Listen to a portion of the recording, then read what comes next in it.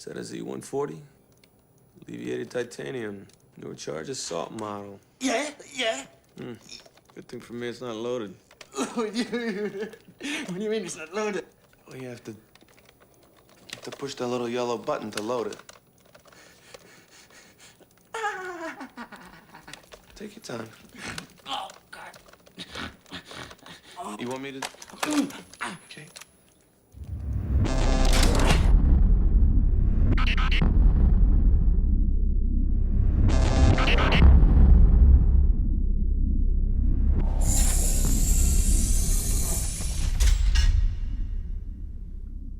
Hi everyone, welcome to another glorious installment of Gestalt Theory, where all the enlightened, informed, and amazing patriots come for some new perspective and insights on events that change and affect our world.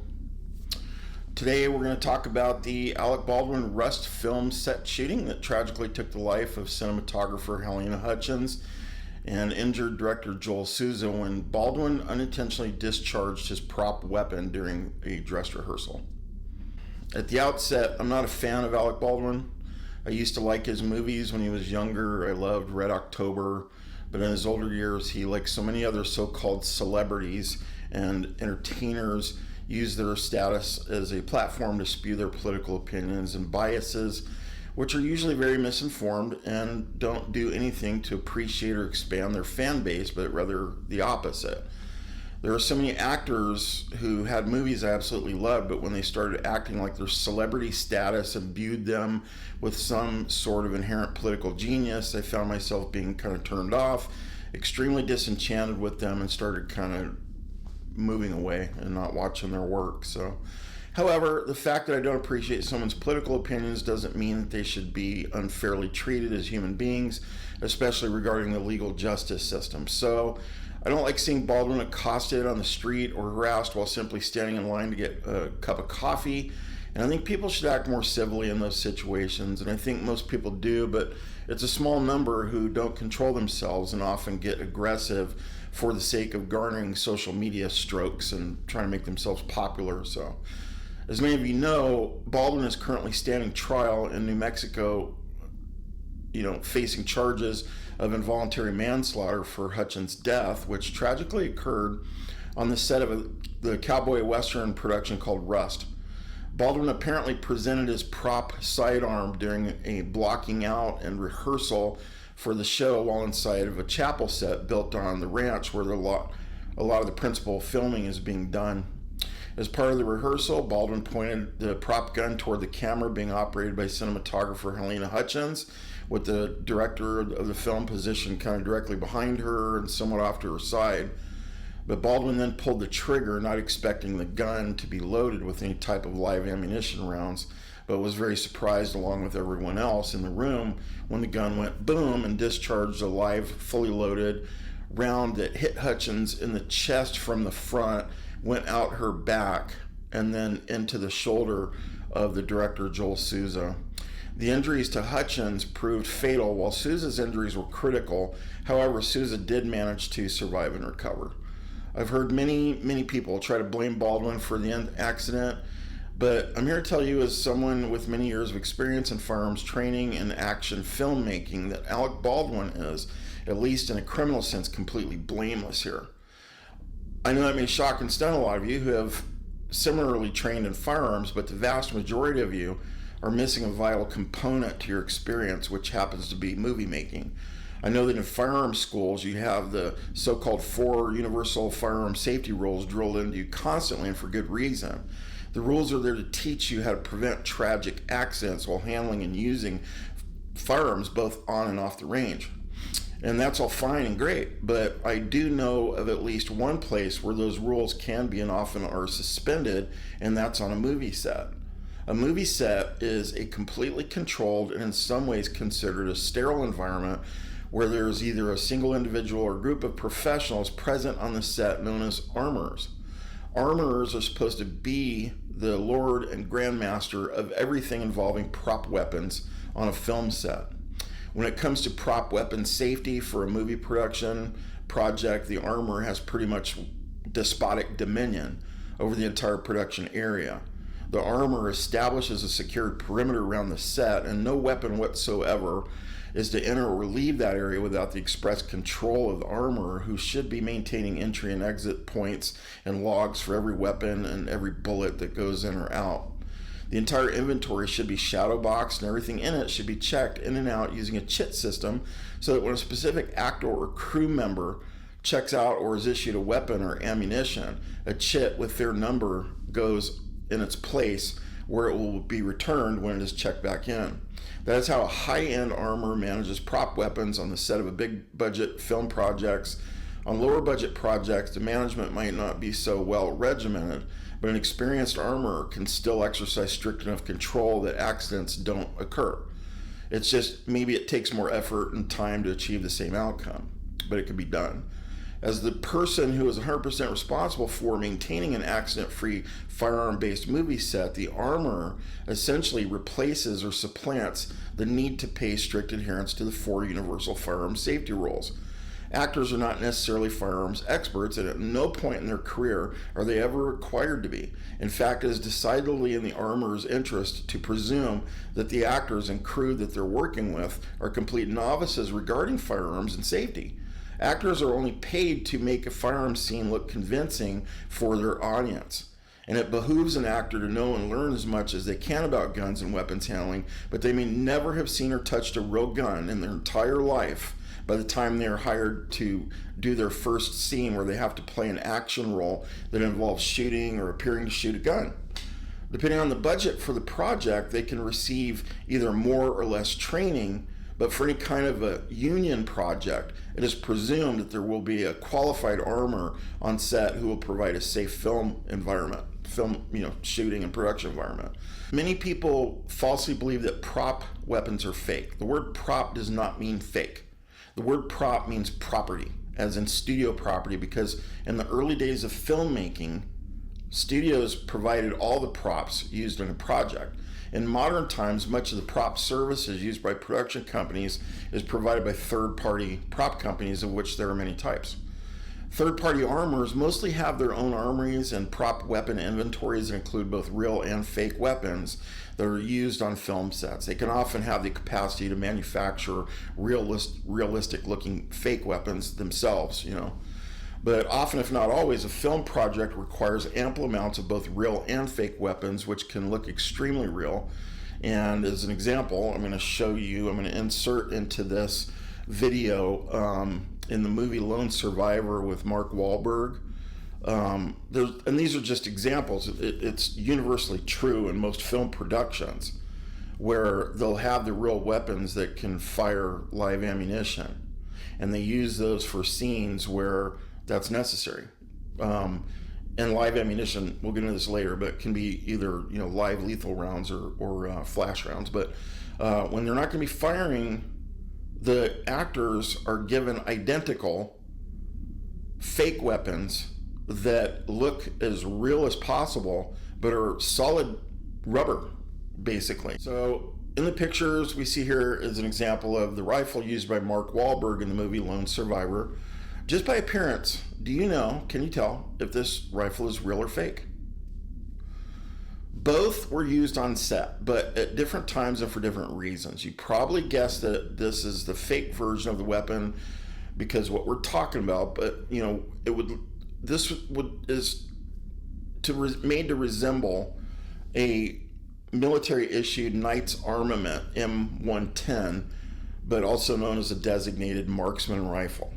So it's a highly specialized precision weapon that is intended to survive rugged field conditions and is usually issued to special operations units like Navy SEALs or maybe even Delta Force or whatever.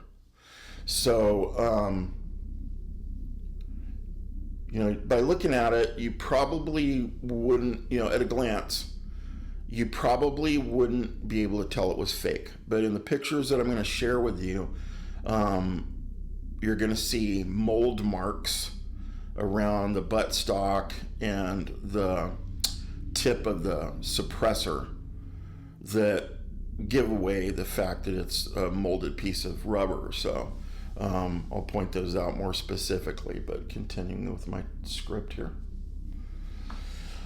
So this was sold at a prop warehouse. They had an auction, and that's why you see this website. So by cursory examination at a glance, you wouldn't know that this was fake, but believe me, if you were to point this at a police officer, they would likely shoot you. So for the sake of safety, it is common practice that whenever a screenplay calls for the use or presence of a weapon that will not be fired by a character or extra, the producers supply custom-made realistic fake weapons to duplicate a real-world counterpart. In film production, there are separate crews broken up into units, and who are called first unit and second unit. First unit is responsible for filming all the scenes that involve principal actors, in other words, the stars of the show. Second unit is responsible for filming any and all scenes and segments that do not involve principal actors. So whenever you see a segment in a film where you see an actor actually firing a gun, then it instantly cuts to his bullet holes going into something like a window or a car door or the side of a helicopter. In such case, the first unit filmed the actor and second unit filmed the bullet holes going into whatever he was shooting at. The second unit film could have been shot anywhere at any time, maybe even on the other side of the world or across the country in a different studio, but who knows? But the second unit film was shot somewhere else, other than where the first unit film was shot. Maybe in another state or studio, and maybe even before the first unit film was even shot, and the principal actor may not have even been anywhere near the location where second unit was filming the bullet holes. And that's just a whole separate setup, and I'll demonstrate that to you hopefully in this video. But when they edit the first and second unit film together, you see the actor shoot the gun, boom, and then instantly the bullet holes appear in the subject, wherever the target is, and your mind believes the actor playing the character shot the holes. In both instances, real guns had to be used. In the first unit example, the actor had to pull the trigger on a real gun in order to discharge what are called flash rounds that produces flash. Rounds that only have a crimped shell loaded with flash powder in order to produce a muzzle flash and some recoil for effect. A flash round is considered a live round, but it is not a lethal round because it has no bullet that will exit the muzzle that could possibly injure or kill someone. But the end of it is crimped to hold the flash powder, like I said. When it is fired, the powder is ignited and explodes in the chamber, and the pressure causes the crimped shell casing to open up and discharge the flash. Flash rounds can be specially formulated to create more or less flash, and even different colored flash, all for very specific camera effects, depending on what the cinematographer and the director are calling for. Such as lens flare. What's on my list here? Sometimes if the gun is discharged outdoors, the flash needs to be extra bright to overcome ambient sunlight. Or if indoors, the flash needs to be reduced so it doesn't overexpose the film, or flash blind the crew, or induce shock impulse, for hearing safety. Now, everybody should be wearing ear protection, but maybe they're not. But when you're inside and you discharge a firearm, the acoustics, reverberate within that small space and drive sound right back directly into your ear. And if it doesn't, now a rifle will cause permanent damage. But a pistol, depending on the size of the caliber and the space, it's probably going to definitely make your ears ring, and disorient you a little bit. But a rifle, at minimum, you'll permanently lose your high frequency hearing. Like, in the room I'm in right now, if I discharge like a AR-15 without ear protection, ooh, boy, I just permanently hurt myself. So Dummy rounds are different in their own way. A dummy round is completely inert. Under no circumstances can a dummy round discharge any energy or projectile whatsoever, as they contain no powder or primer. They're intended to only look like a normal, lethal, actual ammunition round. And unless marked in some way, they are completely indistinguishable from live rounds, except for some rounds that I have that I'll show you that are what we call snap caps. Snap caps are made to duplicate the dimensions of a real bullet, depending on what gun you're putting it into.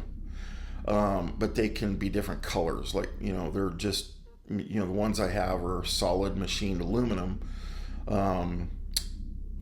And they will have like a plastic spring-loaded primer in the casing, and that's just to take up pressure on the firing pin so it doesn't break it. So they're just for practice. But that would be a dummy round, but it doesn't look real when you put it in the chamber of like a revolver and the camera picks it up, because mine are blue, some are red, some are orange, but they're just dummy rounds. They're not, live at all.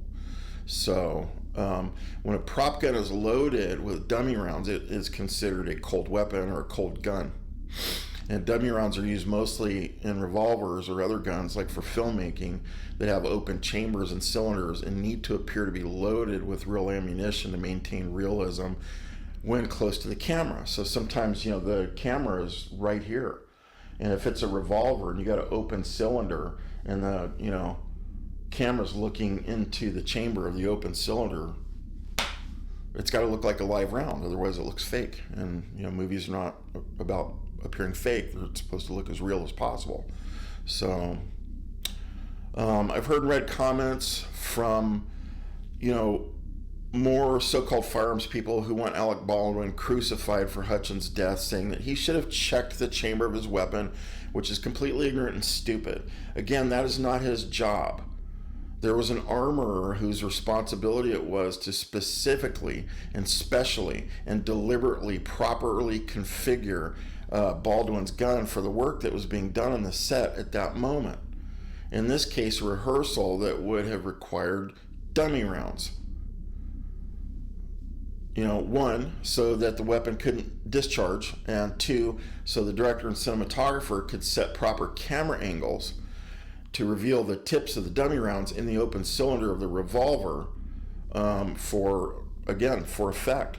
They don't want a gun to look empty on film, If Baldwin would have opened up the cylinder to see if it was loaded, he would have seen rounds in the chambers. It would have looked exactly like live rounds, except they should have been dummy rounds. With certain other types of guns, such as semi-auto rifles or pistols or shotguns, it's not an issue because you normally don't see ammunition that is loaded into a magazine. The magazine conceals, whatever ammunition is inside of it. So if I had a Glock handgun, I had a magazine inserted, and I just held it up, you couldn't tell whether it was loaded or not. You never see the ammunition. So, with a old Western movie set, you're gonna obviously use a revolver. So, and there's some rifles that actually have cylinders on them as well. And every time you cock the hammer, the cylinder rotates a new bullet into the chamber. So, it's hard for me to hold my criticism of certain people because to me this all seems so obvious. But at the least, people who have are disposed to condemning Baldwin should at least take a step back and say, maybe I don't know everything about movie making, and seek professional opinions or do a little research before jumping to conclusions. When the project requires that a real weapon be used, the armor has to know exactly when and where such weapons are needed, who will be holding them, where they will be standing, exactly when the weapon will be deployed, what type of ammunition will be needed for the scene or the rehearsal, etc., so that they can assemble a weapons package for that scene and that set. Just, and then be present and in control over every aspect and element of the distribution, use, and recovery of those weapons when it's time to put them away. At no time, ever, should live, lethal ammunition be introduced or present during a first unit film production. And it shouldn't be sitting around in open boxes. Live ammunition should not be sitting around on open boxes or carts next to other open boxes containing dummy rounds or flash rounds or anything. Shouldn't be anywhere. Live lethal rounds should not be anywhere on or near a first unit film set. There may be extremely rare and limited exceptions to this policy, but very rare and very, extremely controlled. And the only example I can think of is when you absolutely positively must, for the sake of the film or the production, actually see the actor shooting a gun and the rounds impacting something downrange. With a movie like John Wick or something, where Keanu Reeves, from what I can tell, is an absolute firearms master. He spends a lot of time at Terran Tactical, which is kind of a private training facility that pretty much only focuses on training actors. And it's kind of an elite group. Terran's got a reputation and a name in the industry and everything. It's not like anybody from the public can just go sign up for a course or anything. The only people that go there are actors and actresses that are there to train, and he brings them up to a level of competency that is far beyond what most average people achieve when they take a firearms course. And Keanu Reeves, the video I've seen of him, he's like a 3-gun master. Pistol, rifle, shotgun. He can just move down the range and just take targets off. The guy's great. He's really, really good. Now, I don't know, get him on a live, kind of environment with real people around, or maybe in a real tactical situation, and, where he's actually being shot at and stuff is happening and stuff. He may be great also, but he may, lose his, mud and go totally fetal, or, totally panic, with the adrenaline rush and muzzle people, or maybe even constitute a danger. I don't know, but the video I've seen of him at Terran Tactical, he is really, really, really, really good. So he took all that Matrix training to heart and to really a level beyond. So I gotta respect that. So when an actor who will be using and discharging a firearm is on set, they are usually surrounded by other cast and crew. You've got directors and camera people and, the cinematographer in this case, and assistants and, like script assistants and stuff. They're all around the room, Now, if a flash round's going to be discharged, provisions are made so that nobody's standing directly in the path of the muzzle blast. But the camera crew may be located in front or downrange of the muzzle blast, because they're, again, trying to create effects. So, you've seen many movies, probably, where, you've got the gun pointed right at the camera and boom, it goes off and emanates a flash, and the camera picks it up, and that's just part of the screenplay or the, production. So that happens all the time. We see it all the time. There is a case, though, where I didn't put this in my notes, but many years ago, there was a young, promising actor. I think this was in the 80s. And he was a really good-looking guy, like a male model, just, super sex symbol. And his name was, I think, John Eric Hexum. And he was working on a TV set, TV show. And again, another armorer or prop master who was not paying attention, did something really stupid. And they were on break, and they're, getting ready to go back to filming. And the prop gun that was supposed to be used in the scene was sitting on a table next to John Eric Hexum. And just randomly, he picked it up and he said, I wonder if this one's for me. And he put it against his head and he pulled the trigger. It was loaded with a flash round, but at point blank range, a flash round is very dangerous, if not deadly. In this case, it proved fatal because it didn't discharge any kind of a round into him, but the force was significant enough to blast a chunk of his own skull into his brain, and that's what killed him. And that was kind of sad. Boy, sometimes you want to, when you got a face for radio, you look at other guys and you go, wow, I wish I looked more like him. Well, he was kind of the guy everybody would have loved to look like. So, and he probably was going to go on to do great things. But he's no longer with us. And that was a long time ago. But the thing is you have to have common sense. And regardless of everything I'm going to say today, there's a common sense factor that kind of plays in here that hopefully people will apply and not become victims of their own stupidity. So, continuing with this though, when an actor who will be using and discharging a firearm is on set, they are usually surrounded by their cast and crew.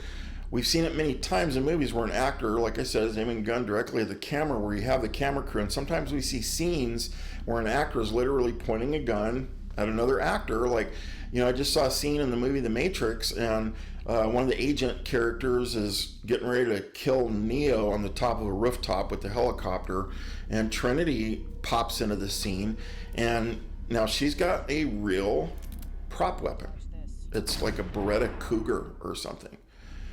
But she levels it right at the agent actor's temple, and then pulls the trigger, and you see him, fly back, in slow motion and all that. But in that case, okay, so, complete violation of the rules of firearm safety.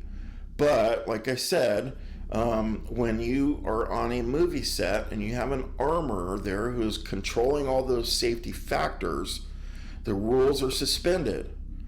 Because before that gun ended up in her hand, it was kept under, secure conditions.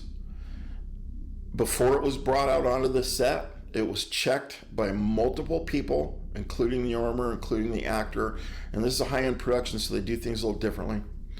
But, it was, and it may have been a real gun that even had like a plug welded into the chamber. So there's just no way you could even chamber a round in it. But, it had to be real for film, because you can tell whether it's metal or plastic at, really close-up camera angles. And, the trigger's got to squeeze, and the hammer's got to fall, and and it may be rigged so that the slide will actually recoil or cycle back. And it may just be like a battery-powered mechanical device in there, or pneumatic or whatever, that just, and in the movie, it looks and sounds like a real gun. And that's all because the sound editing that goes on later. But on set, you don't hear a boom, and see the slide go back. You hear like electronic sound or pneumatic sound. So that's probably, what that was. But it was like a real gun for all intents and purposes. It just wasn't capable of firing live ammunition, but it was leveled right at the guy's temple. So, It happens all the time, but it isn't a violation of the would this not be normally a violation of the 4 universal firearm safety rules? When, if not for being on a film set, no, it's not a violation, because the whole other process that was just described, which involves a dedicated professional called an armorer who is there to mitigate any and all risk, is present and has to follow proper safety protocols to ensure that the scene can be made without any real world harm being inflicted on anyone. But think about it. If you couldn't, in essence, violate some or all, or suspend those universal rules, then movies like John Wick, Predator, The Matrix, name it, those new movies could never be made. So that's why these things are done, so that these movies can be made. But all the foregoing safety considerations on the set of Rust were the job of Hannah Gutierrez-Reed, who was the armorer, the lead armorer working on the set of Rust. She was the one who was responsible for all of it. So Gutierrez-Reed is a younger woman whose stepfather, Thel Reed, was a long-established and well-known Hollywood armorer who had been working for decades, who worked on many films with many, movie stars, and apparently where she took inspiration from when she decided to take up work as an armorer herself. And during her career, she was always considered a rookie who had multiple mishaps on other movie projects, one involving Nicolas Cage, where she literally discharged on set a rifle round that was a live lethal round, and Nicolas Cage walked off set, and there was some fallout from that. But she went on to continue to work, and I would have fired her immediately and said, "You'll never work in this town again." I don't know what happened, how she continued to work in the field of being an armorer in Hollywood and in charge of safety on movie sets, really beyond me. But witnesses at her trial said that they weren't very comfortable working with her. She was also quite a party animal. There was a bunch of drug, testimony that came out at the trial, which I watched a good part of it. Hannah's actions were implicated as a factor in the death of a friend that occurred one night while she was at a wild party somewhere in Arizona. I think down in Tucson, but I'm not sure about that. But she was with a boyfriend and a buddy of his. And after watching them both consume a large amount of alcohol, she decided to give her boyfriend the keys to her motorcycle, which enabled him to leave the party with his buddy, who was on another motorcycle, while essentially bypassing the breathalyzer interlock that had been placed on his vehicle by court order as a result of a DUI conviction. So she aided and abetted him in, violating his court order. His vehicle had this breathalyzer interlock installed, and he couldn't drive without first, doing a breath test to unlock the vehicle. And so, she's like, "Well, here, take my bike," So she handed him the keys to her bike. And so what happened after that was, him and his buddy were going somewhere, maybe to the liquor store. I don't know. That would make sense. But they both crashed on their motorcycles, and the friend, Tyler Dyer, got killed. So the police report said speed and alcohol were the factors that led to his death and the injuries of her boyfriend, who also crashed. So without her even mentioning really her apparent experience as a drug user and alcoholic, we're already getting a sense that Hannah Gutierrez-Reed was a walking disaster. And I'm not sure what made anybody think that she was a great candidate for a job where people's lives were at stake. It was just duh. But nevertheless, she was the Rust set armorer responsible for prop weapon safety on the day that Halyna Hutchins was killed. The vintage revolver that was being carried by and used by Alec Baldwin at the time of the fatal shooting was a prop weapon.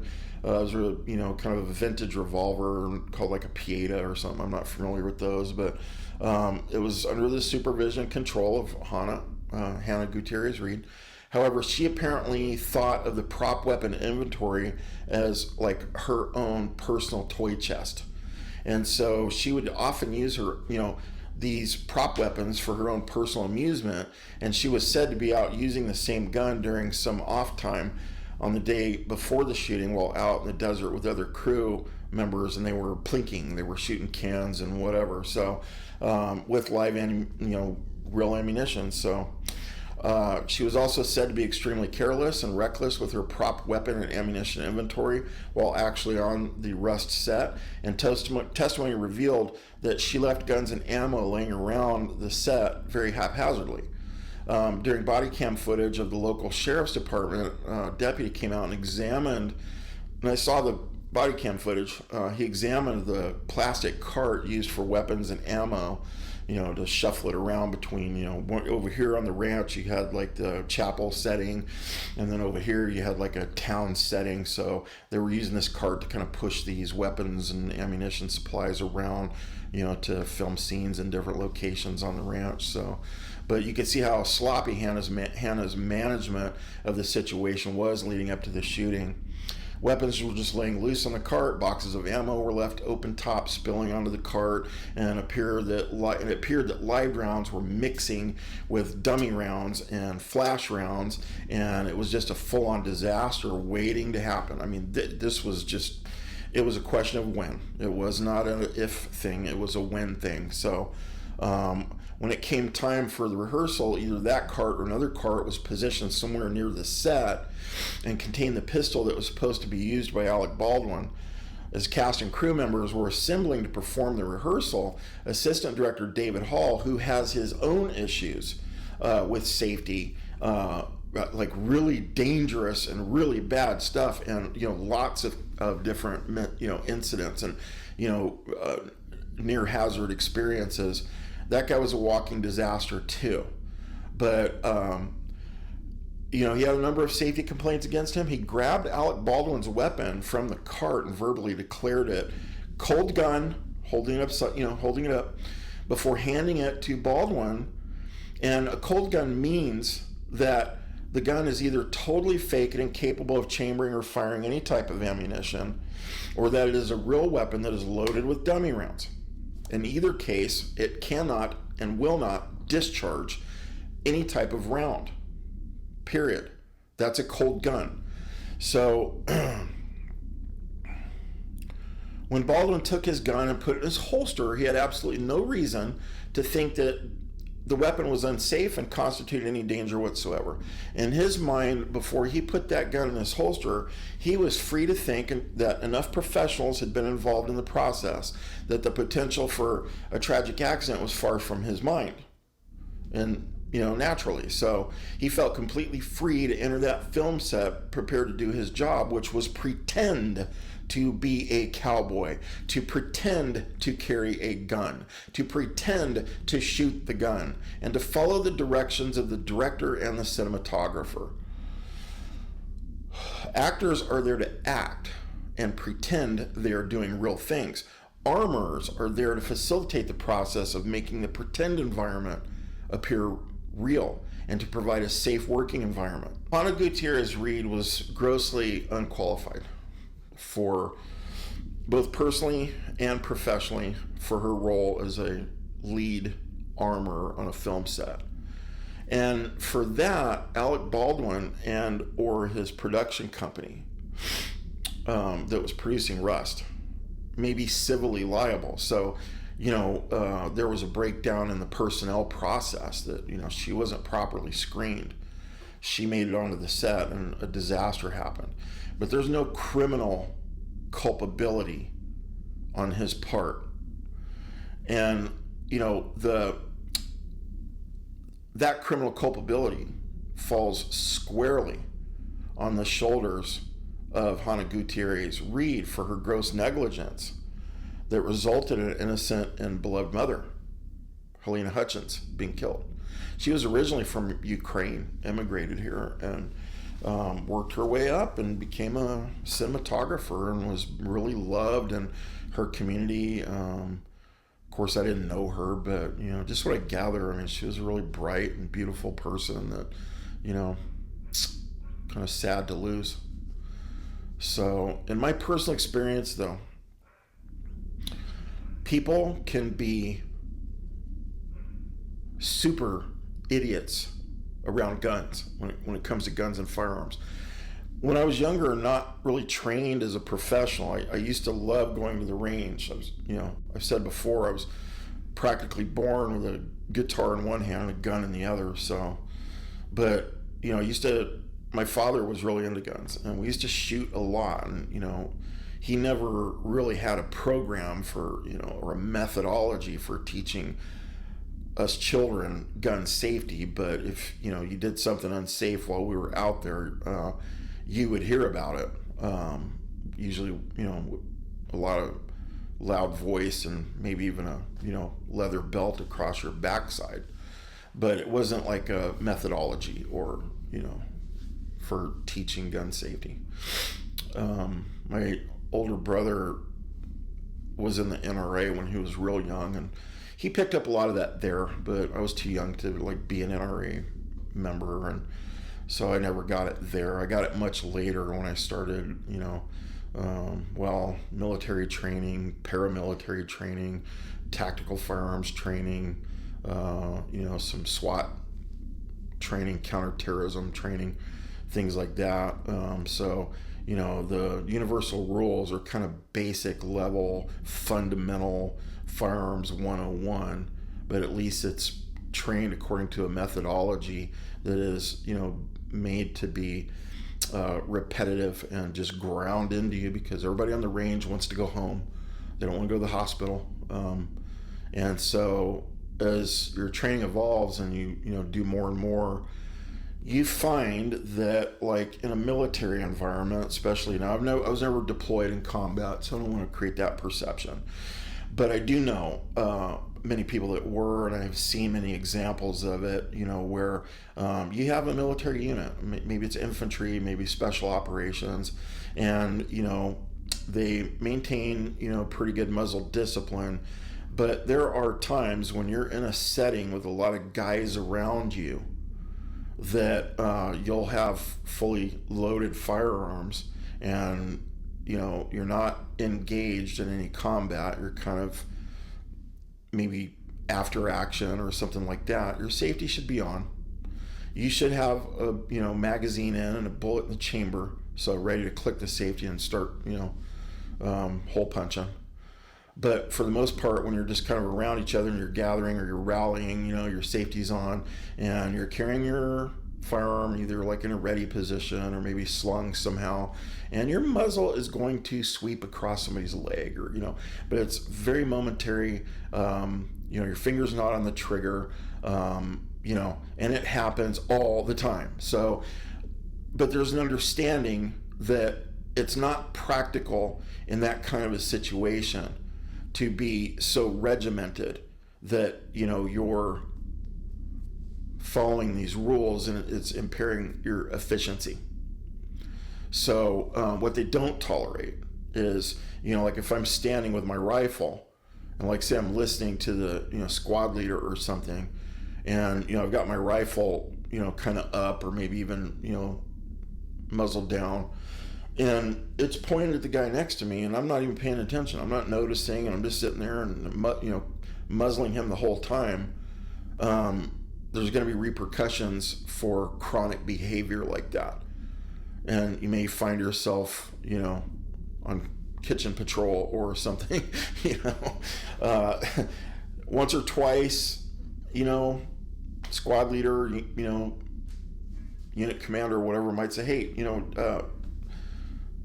watch that, or you might get written up or something. But if it just doesn't ever get better, you're going to be displaced. So, but I've been to the range many times, and I love going to the range with friends until I realized how unsafe it is to be around others who are not trained. I suddenly realized I was having loaded guns pointing at me all the time, because often untrained people are totally unfamiliar with the concepts such as muzzle discipline, You have to be constantly aware of where your muzzle's pointing. And even now, when I go to my local shooting range to practice, or sight in a new weapon, I have to call in advance to make sure nobody else is there, because when others are present, I always get muzzled every single time. And I've gotten very vocal about it, and I'm going to start getting physical about it if I have to. And I've already called the sheriff and local constabulary, told them, I've complained to them about it. But I told them, I said, somebody points a gun at me again, I'm going to punch them out.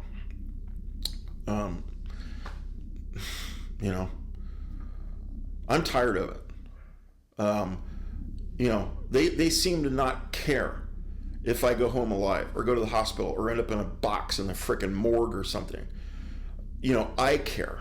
So I'm going to start reacting a little more energetically if that continues to happen.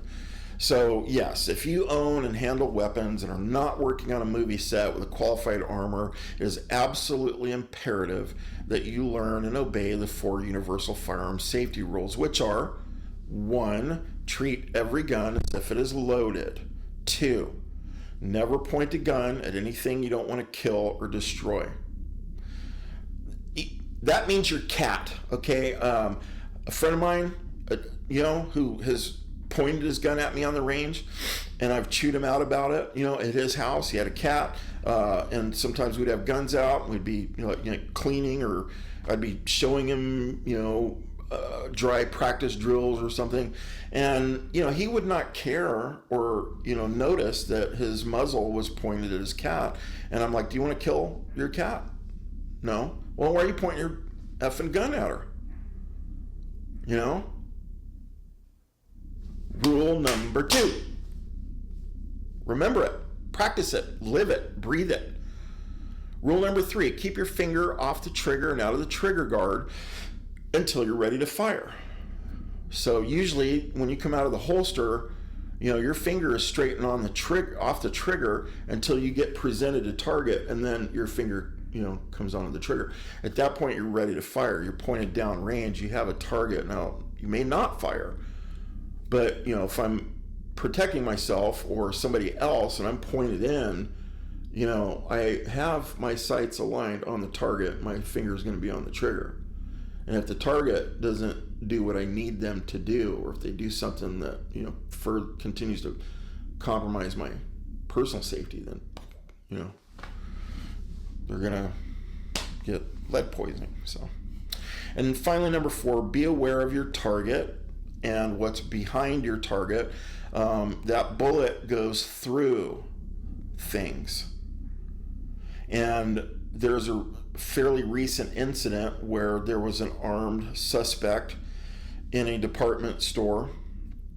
I think it was in LA, not sure, but a very inexperienced and apparently idiotic police officer went in to pursue the suspect, but had a patrol carbine, like a semi-automatic M4 profile with a red dot sight, and he saw the armed suspect. The suspect didn't drop his weapon, and the officer aimed and fired. Okay? So he took out the suspect. Yay. Behind the suspect were dressing rooms where you had a mother and a daughter that were in there trying on clothes. They were alerted that, to something going on in the, shopping area, and were taking, essentially went from trying on clothes to taking cover inside their dressing room. And the round that was discharged by the officer went through the suspect, took him out, fine, that's great, but then continued on through into and through the wall of the dressing room, separating the mother and daughter from the scene. The bullet hit the young daughter, who was maybe 10 years old, and she didn't survive. And that scene was very sad. I kind of want to cry when I think about it. But she died in her mother's arms. And it was heartbreaking. And we don't want those kinds of things to happen. So if you're in a self-defense situation, I know that there can, I've lived through this. You have an adrenaline dump, and your focus and awareness become extremely compromised, and you get tunnel vision. And but if you train more, hopefully that helps you resolve and overcome that, and your training kicks in, and you're pointed at a suspect and he's got a gun pointed at you. You don't have a lot of reaction time, and there's really only one thing you can do. But if it occurs to you that there could be somebody that I don't see, then in whatever instant you have available, you have to try to change things up a little bit. Try to maybe shift your position so that you got a little bit better backstop. And I don't know. I'm not saying I blame the officer, but it's just something that can occur. So be aware of that in your training. And but with a cop, you'd expect them to already be prepared for that situation. That's why I criticize them. So anyway, let's finish up here. So thanks for joining Gestalt Theory. This is a brand new channel. I so far really love doing this. I love producing these videos. I have another business that I do, and sometimes it's kind of seasonal and I end up with extra time, and I specifically wanted to dedicate this time toward building a YouTube channel, because obviously I got a lot to say. So far my videos are at least 30 minutes, if not more, and I'm hoping to trim that down by being less talky like I am now.